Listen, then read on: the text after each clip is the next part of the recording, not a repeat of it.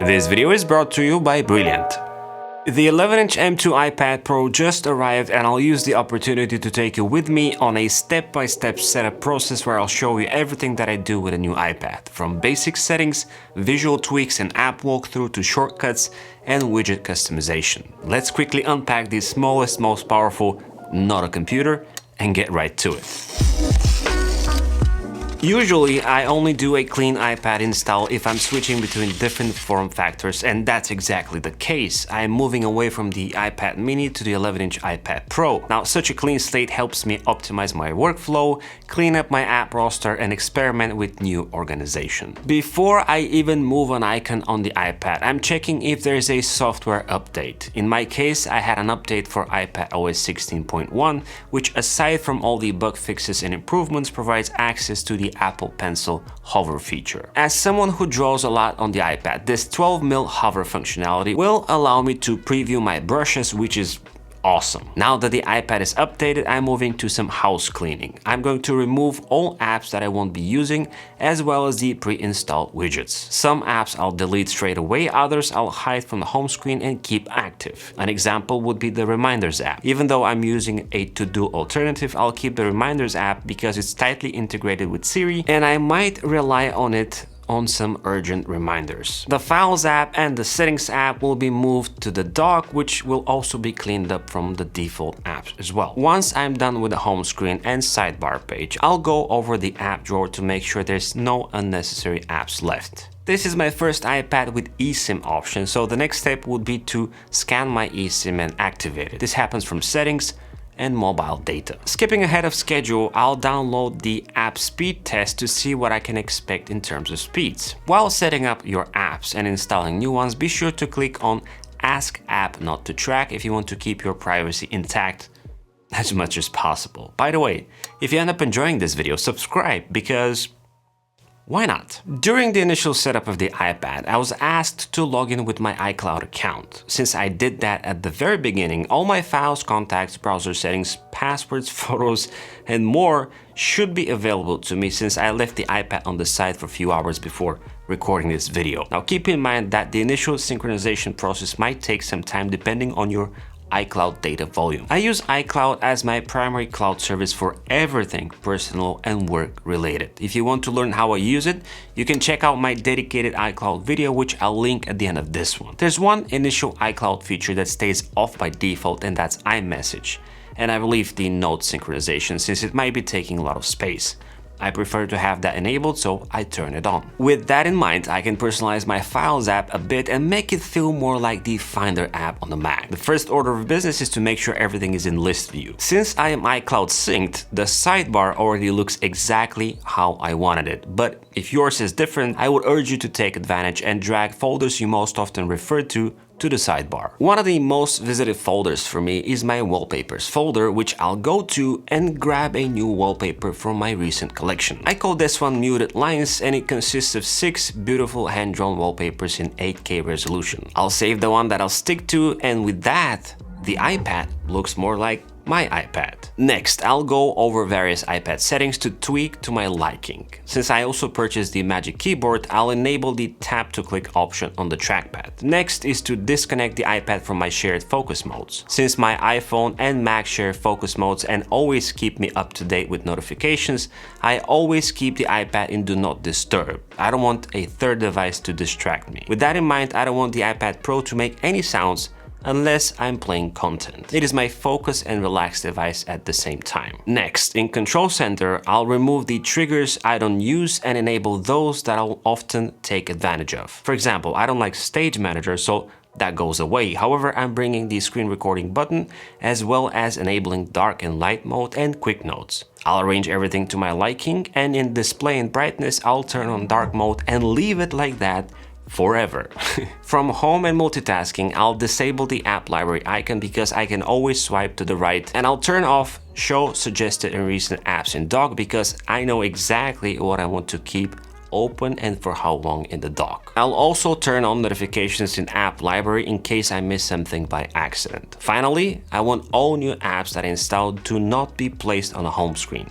I'll decide what to place there when the time comes. From the Apple Pencil menu, I'll turn off double tap to switch tools because I always trigger it by accident. Also, I'll turn on Sidecar to make sure everything is set up right and I see just my computer screen. And with that, I'm done with basic settings. In terms of apps, I have categorized them into 10 categories, and I'll start with my must-haves. And I'll skim through my list of apps because most are self-explanatory. But if you're interested, I'll put a list here that you can check out at any time. Number 1 for me is Notion. I use it for everything, including running this channel. I have a dedicated video about it if you're interested. Hey is my email client, which is awesome. 1Password is my cross-platform password manager. I use WeTransfer for quick file shares, and widget is my customization weakness and the tool I love to tinker with. In terms of listening apps, I have 4. I use Audible for audiobooks, Pocket Cast is my podcast platform of choice, and for music I have Apple Music and YouTube Music, which comes bundled with YouTube Premium. Note that I'm not organizing the apps yet. Everything will come into place towards the end, which is aesthetically the most pleasing part. My designer apps are almost everything Affinity. On the iPad I use Affinity Photo and Affinity Designer, and Procreate is my most favorite drawing tool, and it's the one I need to pay special attention to. I need to transfer my projects and brushes from my previous iPad. Fortunately, this happens very easy since all I have to do is export them and import them in the new iPad via AirDrop. Then comes in Lightroom, which is my photo editing app of choice, and Colors is a very cool tool for creating color schemes, which has a 365-day trial. What? Finally, in this category is iPhone, which is the app I use for managing iPad fonts. This is still a very clunky process on the iPad, unfortunately. My streaming apps in relation to my free time make absolutely no sense, and I do plan on consolidating them, but for now I'm installing Disney+, HBO Max, Netflix, and Amazon Prime. In terms of word processing and spreadsheets, I keep the pre-installed numbers and pages, which I seldom use, and I'm also downloading Microsoft Office 365. I have a few camera control apps that are important to me and some miscellaneous that should not be ignored, like Short Menu, which is used for shortening URLs. Typefully is actually a web app which is used to schedule tweets, and Texastic,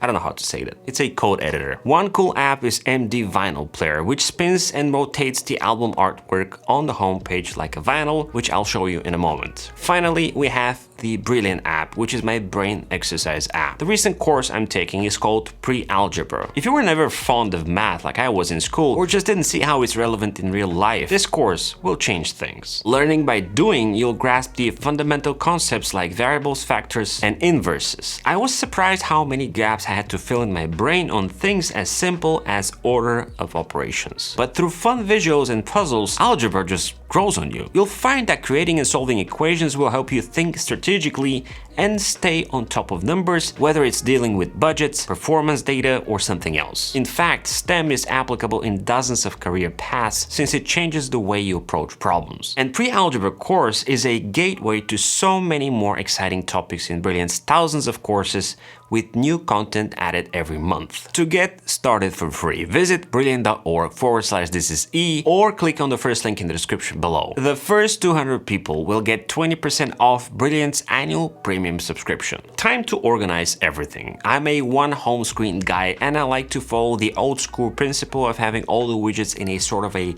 left 1/3 column while having all the apps and shortcuts to the right. Looking at the widget section, I have the large widget that I quickly put together for this setup. If you want to know exactly how I did that, you can check out my tutorial video or follow the link in the description to check out some of my pre-built widgets that work great on both the iPhone and the iPad. At a glance, the widget reads the time, my horoscope, which is always fun, and below there's a weekly calendar. Underneath that widget is my tasks widget. Below the large widget, I have two Notion pages. One is for my quick notes page, which is what I use to gather, you guessed it, my quick notes, and the second one is my videos page, which holds all my past, current, and future YouTube projects. Below both Notion pages, I have the MD Vynil widget, which I mentioned a moment ago. It works with Apple Music, and it's my quick music player trigger right from the home screen. Plus, it looks awesome when playing. On the right, I have sort of color-coded my most used apps, where my folders hold my streaming services, messaging apps, and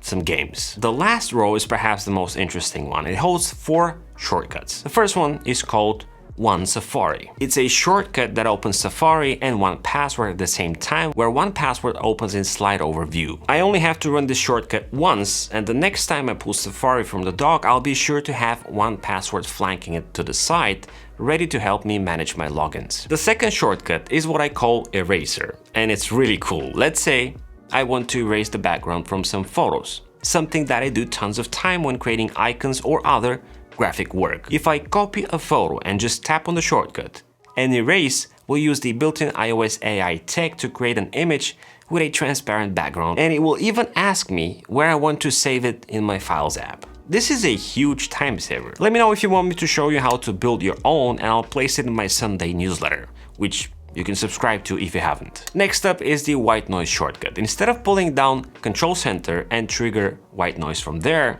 I can just tap on the shortcut and it will give me an option to play it right away, or adjust the volume, or even turn it off. The final shortcut is something that we discussed in a recent newsletter of mine, which I call AirPlay, but this one is a bit better. When I tap it, I get to choose where I want to broadcast whatever I'm listening to, like my HomePods, for example, or simply prioritize and force connect my AirPods even if they're actively connected to another device. If you enjoyed this video, check out my previous 12.9-inch setup and some of my widget videos here. Like and subscribe to the channel as well as my newsletter, and as always, it's been an absolute pleasure.